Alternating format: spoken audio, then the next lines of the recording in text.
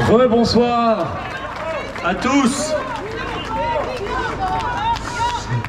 D'abord, un grand merci à tous les intervenants qui m'ont précédé. Vous avez vu, particulièrement nombreux, des intervenants que vous connaissez, que je remercie, des personnalités courageuses, engagées, des résistants, et puis des référents qui ne sont pas moins résistants, des patriotes. Vous avez pu voir quelques visages de la diversité de notre mouvement partout en France. Je tenais à ce que ce soit le cas, car les patriotes, c'est une famille qui vit partout. Voilà, dans toutes les communes, dans tous les départements, dans toutes les régions de France, métropole, outre-mer et même à l'étranger, nous avons des patriotes qui veillent au grain et qui font en sorte que le combat soit mené. Bravo à eux. Et un énorme bravo aux organisateurs et aux bénévoles, sans qui rien ne serait possible.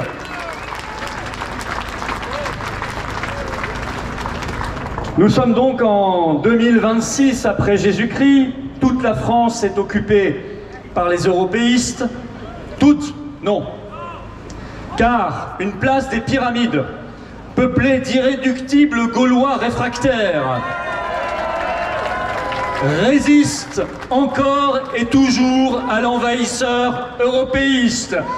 C'est vous, c'est nous, c'est le peuple de France quand il décide de se mettre debout.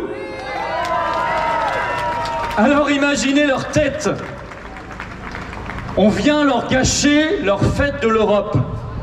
Mais non, on a dit qu'on lui faisait sa fête. C'est différent. Eux, ils voulaient pavoiser partout leurs torchons bleus à étoiles. Alors, ils nous voient ici en train de nous battre, justement, contre l'Union européenne. Parce qu'on se bat pour la France libre, et donc pour le Frexit. Frexit. Frexit. Frexit. Frexit. Nos héros à nous ne sont pas Robert Schuman et Jean Monnet. Non, nos héros sont notamment Jeanne d'Arc et Charles de Gaulle. Notre drapeau n'est pas européen, notre drapeau il est français. Et d'ailleurs, beaucoup de maires aujourd'hui, énormément, ont désobéi à la consigne gouvernementale de pavoiser le torchon bleu sur leur mairie. Ils l'ont au contraire retiré. Et en fait, des petits villages peuplés d'irréductibles Gaulois réfractaires, des places, des pyramides, il y en a partout en France, mes chers amis, et même partout en Europe, car les peuples en ont marre de cette Union européenne de malheur qui leur vole, qui nous vole nos libertés, notre souveraineté, notre avenir et celui de toutes les générations qui viennent après nous. Et donc aujourd'hui, mes chers amis, ça n'est pas la fête de l'Europe, c'est la fête de la libération nationale.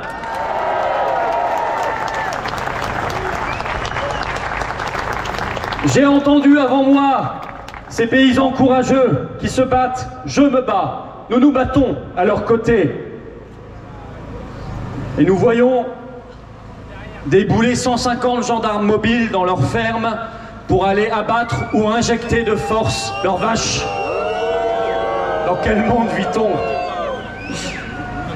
J'ai vu le premier lot de poulets brésiliens made in Mercosur arriver cette semaine. 80% contaminés à la salmonelle. Poubelle, directement. Mes chers amis, c'est tout l'accord Union Européenne-Mercosur qu'on va mettre à la poubelle. Et c'est l'Union Européenne elle-même qu'on mettra aux poubelles de l'histoire. Ni Mercosur, ni Inde, ni Australie, ni Canada, ni Ukraine, ni prétendue préférence européenne, la belle affaire, acheter polonais, lituanien ou allemand, ça ne m'intéresse pas. Non, nous défendons l'agriculture française. Chers paysans, prenez les fourches de la révolte.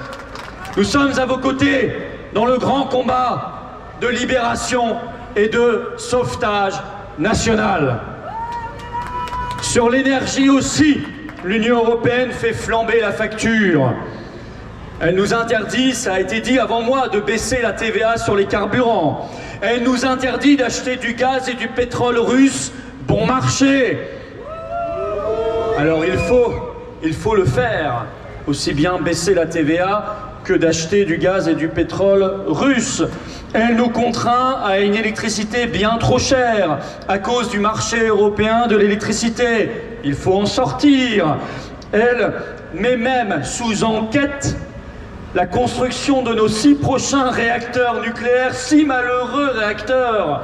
Dans les années 70-80, on en construisait par dizaines, beaucoup plus vite et en toute souveraineté. Et là, on ne sait même pas si on aura le droit. Et quelles seront les exigences exigées par Bruxelles et par Berlin? Quel malheur!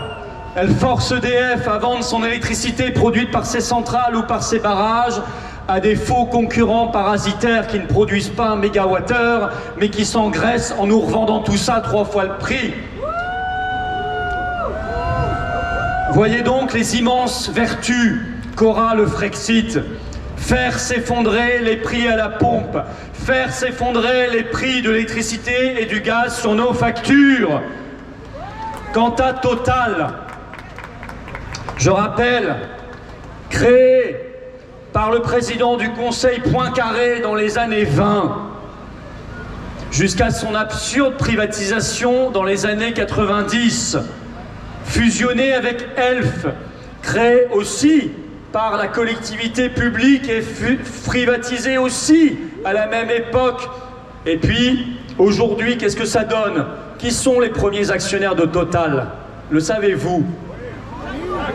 Il n'y a plus que 15% de Français là-dedans. Le premier actionnaire, c'est Vanguard. Le deuxième actionnaire, c'est BlackRock.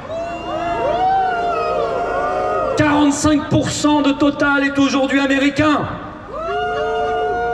Alors on nous dit, ça permet d'enrichir les petits actionnaires.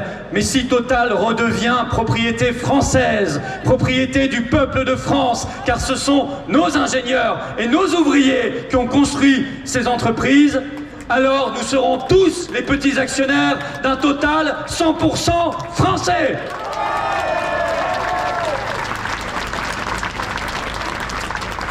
Allons chercher nos propres ressources, hydrogène blanc sous le sol de Lorraine, pétrole au large de la Guyane, au large de Mayotte.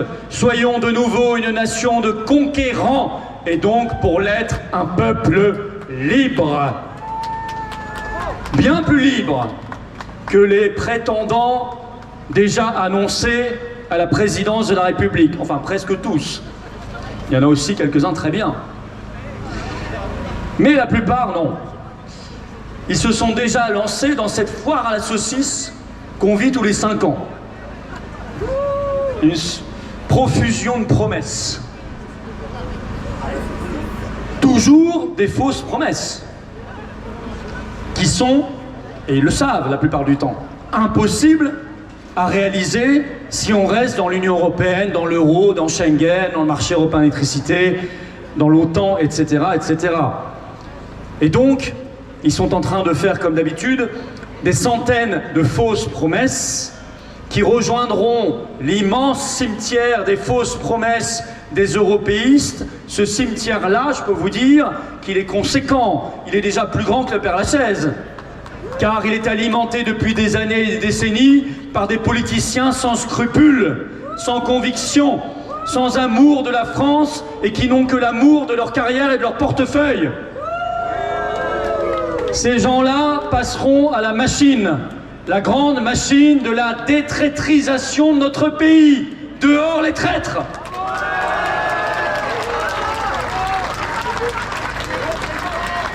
Ben non, non Jordan, tu ne baisseras pas l'immigration en restant dans ce système, et tu le sais bien. Non Jean-Luc, tu n'augmenteras pas les salaires en restant dans ce système, et tu le sais très bien. Non David Lisnard, tu ne mettras pas fin au TPE pour l'accès au logement en restant dans ce système. Non François, non François, j'ai rien à lui dire. Reste en Corrèze François, tout va bien, tout va bien, tout va bien. Pas grand monde ne te souhaite ton retour. Non, j'appelle en revanche, Et l'affaire est sérieuse, mes chers amis. Tous les souverainistes à s'unir, à se rassembler, à défendre ensemble le seul chemin possible, nous libérer de l'Union européenne, nous libérer de ces menteurs et défendre en tout domaine une politique de résurrection nationale. Ça veut dire mettre à terre l'Union européenne et les mondialistes. Oui, l'avenir, farouchement, décidément, définitivement, n'appartient pas aux mondialistes, l'avenir appartient aux patriotes.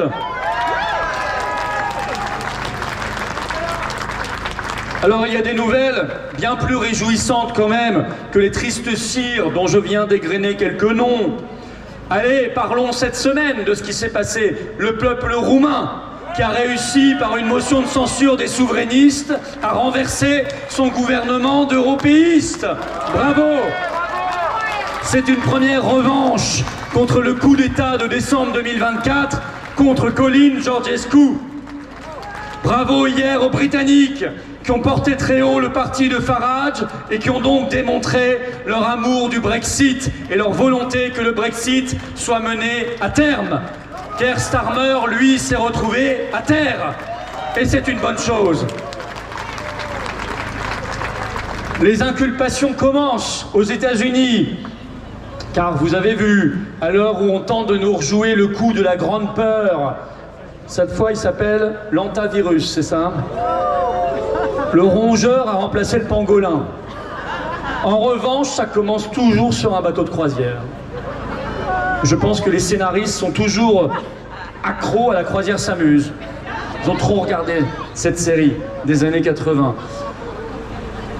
La réalité, on verra bien ce que ça donne. Enfin, nous, on est prêts. La réalité, c'est que la vérité et la justice avancent. Le numéro 2 de Fauci vient d'être inculpé aux États-Unis. Il risque 51 ans de prison. Bill Gates est convoqué le 10 juin au Congrès et sa fondation est sous enquête. Les contrats Union européenne-Pfizer sont enfin publiés.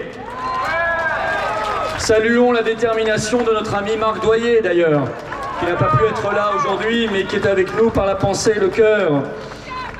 Sur le front de la guerre et de la paix, nos valeureux soldats français freinent des quatre fers face aux velléités guerrières de Macron.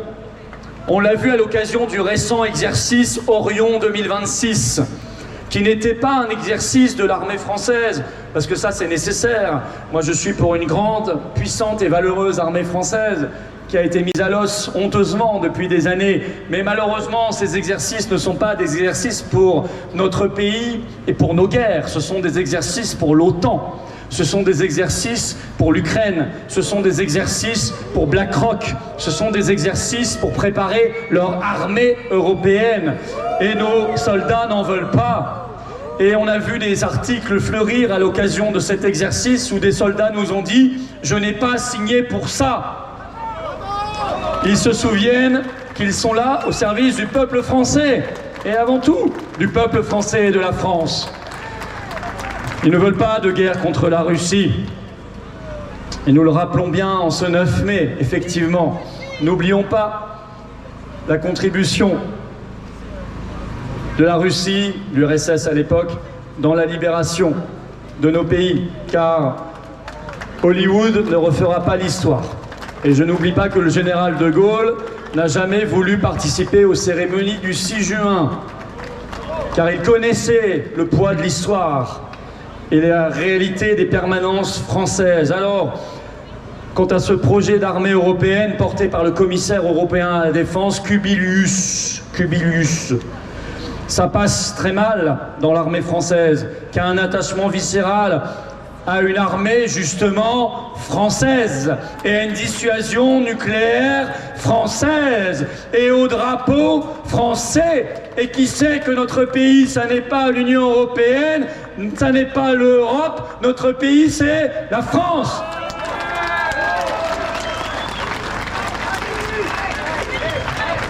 Frexit, Frexit, Frexit, Frexit. Frexit. Et oui, les européistes voient ça d'un œil triste, comme ils voient notre rassemblement en ayant du chagrin. Tout le monde a du chagrin dans leur camp d'ailleurs. Il paraît même que Brigitte est très très triste à l'Élysée. Qu'elle veut faire ses valises le plus vite possible. On ne la retient pas. On ne les retient pas. Ils peuvent faire leurs valises dès ce soir. On est d'accord? Pas de problème. Dehors. Mais la résistance dans les milieux de défense, elle s'exprime aussi, vous savez, en Allemagne.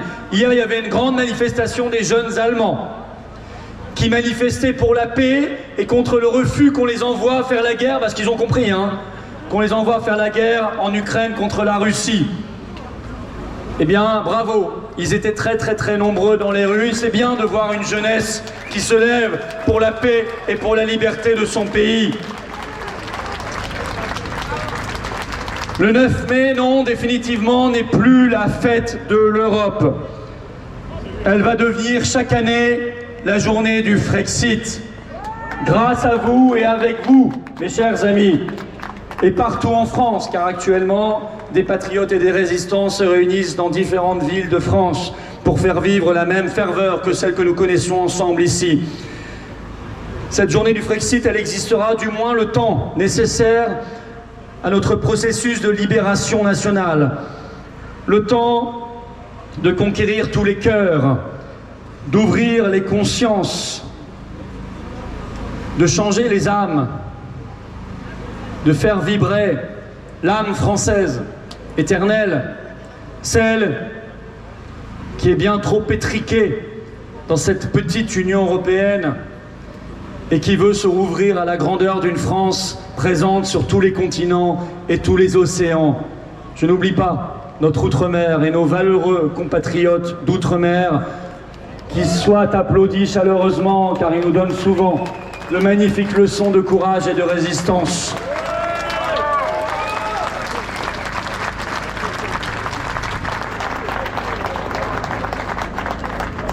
Alors, mes chers amis, que l'Union européenne aille au diable.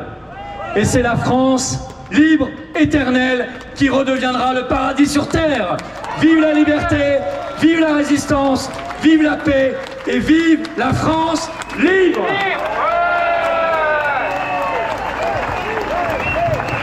Frexit.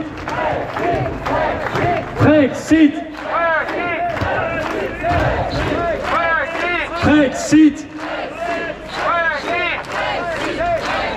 Frexit. Frexit. Frexit. Allez, tout le monde monte. Alexandre, Ouba, pas de cassé. Myriam, Anne-Marie, Christine, mon père, valeureux, référent du Nord, Christian, Dominique, Yvan, Jacques. Allons, enfants.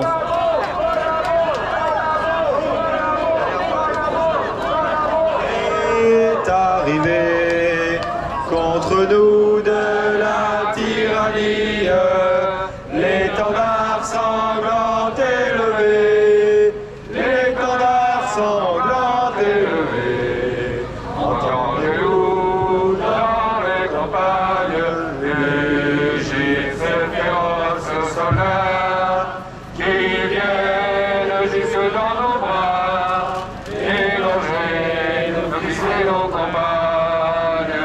Aux des citoyens, formez vos bataillons.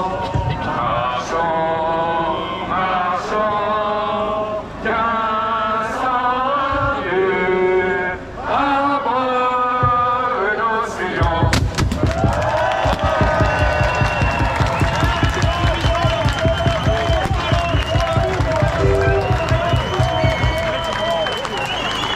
On va mettre la musique. Ah non, il y a des annonces, bien sûr. Des annonces. Eric. Merci à tous d'avoir été là pour cette journée de la libération de notre pays pour le Frexit.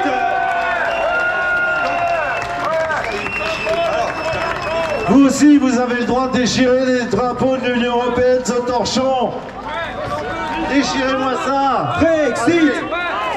Frexit. Ouais. Frexit. Bravo, déchirez. Frexit. Frexit. Frexit. Allez-y, déchirez-le, déchirez-le. Allez-y, mesdames. Allez-y, allez-y, allez-y. Bravo. Merci à tous les bénévoles d'avoir permis l'organisation de cette manifestation.